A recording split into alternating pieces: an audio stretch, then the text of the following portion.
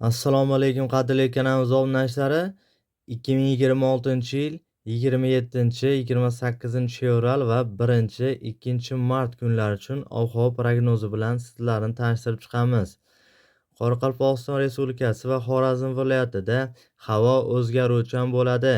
Yog'ingarchilik kutilmaydi. Faqat 1-martda ba'zi joylarda yomg'ir yog'ishi mumkin. Sharqiy shamol yo'nalishini o'zgartirib, g'arbdan 7-12 metr sekund tezlikda esadi. Ba'zi joylarda 13-18 metr sekundgacha kuchayadi. 27-28 fevralda ayrim joylarda ba'zida 20-23 metr sekundgacha kuchayishi mumkin. Harorat kechasi 27 fevralda 2-7 daraja sovuq, 28 fevral va 1-2 martda 0,5 daraja sovuq. Kunduz kunlari 27-28 fevralda 0,5 darajalik, 1-martda 2-7 darajalik bo'ladi. Buxoro va Navoiy viloyatlarida havo o'zgaruvchan bo'ladi. Yog'ingarchilik kutilmaydi. Faqat 1-martda ba'zi joylarda yomg'ir yog'ishi mumkin. Sharqiy shamol yo'nalishini o'zgartirib, g'arbdan 7-12 metr sekund tezlikda esadi.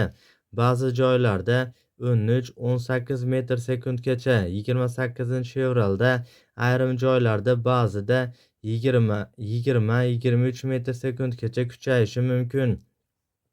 Harorat 27 fevralda kechasi 1-6 darajalik, kunduz kunlari 10-15 darajalik, 28 fevralda 3-8 darajalik, kunduz kunlari 13-18 darajalik, 1-martda kechasi 1-6 darajalik, kunduz kunlari 10-15 darajalik, 2-martda kechasi 1-6 darajalik, kunduz kunlari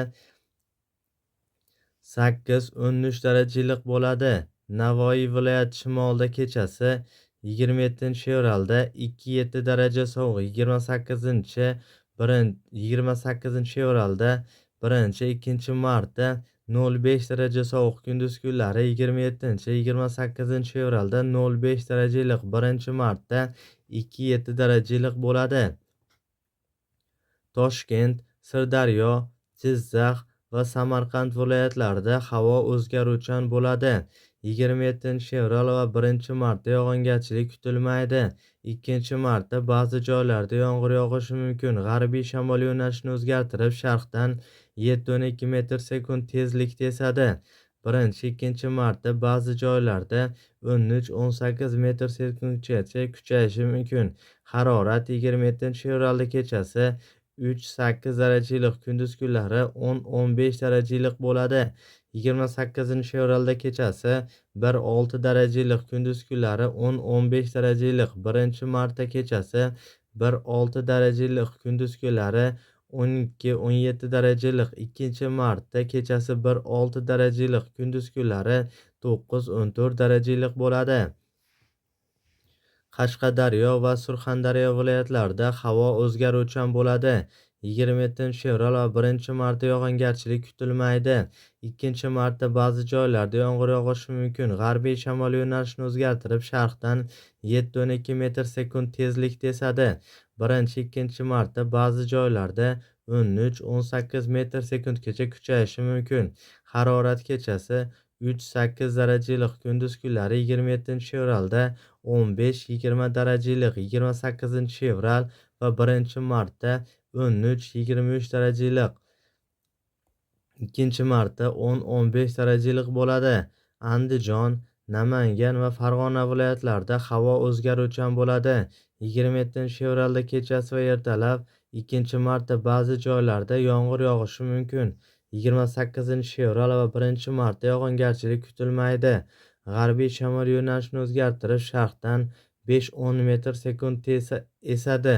Harorat 27 fevralda kechasi 3-8 darajalik, kunduz kunlari 10-15 darajalik, 28 fevral va 1-martda kechasi 1-6 darajalik, kunduz kunlari 10-15 darajalik, 2-martda kechasi 1-6 darajalik, kunduz kunlari 9-14 darajalik bo'ladi. Respublikaning tog'oldi va tog'li hududlarida havo o'zgaruvchan bo'ladi. 27 fevral va 1-2 martda vaqti bilan yog'ingarchilik, yomg'ir, qor bo'ladi. 28 fevralda yog'ingarchilik kutilmaydi. Ba'zi joylarda tuman tushishi mumkin. 27 fevralda tog'li hududlarda qor ko'chishi xavfi bor. G'arbiy shamol yo'nalishini o'zgartirib, sharqdan 7-12 metr sekund tezlikda esadi.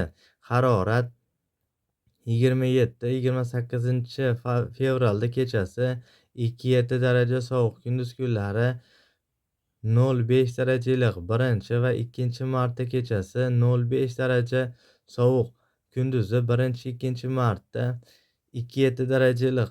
2 mart esa 0,5 daraja iliq bo'ladi.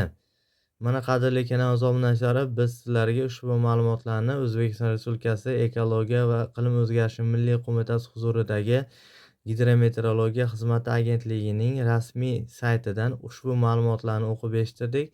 Agarda ushbu videolarimiz sizlarga foydali bo'lgan bo'lsa, bittadan like tugmachasini bosib kanalimizni qo'llab-quvvatlashingizni ham aytamiz. E'tiboringiz uchun kattakon rahmat. Xayr, sog' salomat bo'ling, o'zingizni ehtiyot qiling. Biz bilan o'tkazgan vaqtingizga rozi bo'lasiz.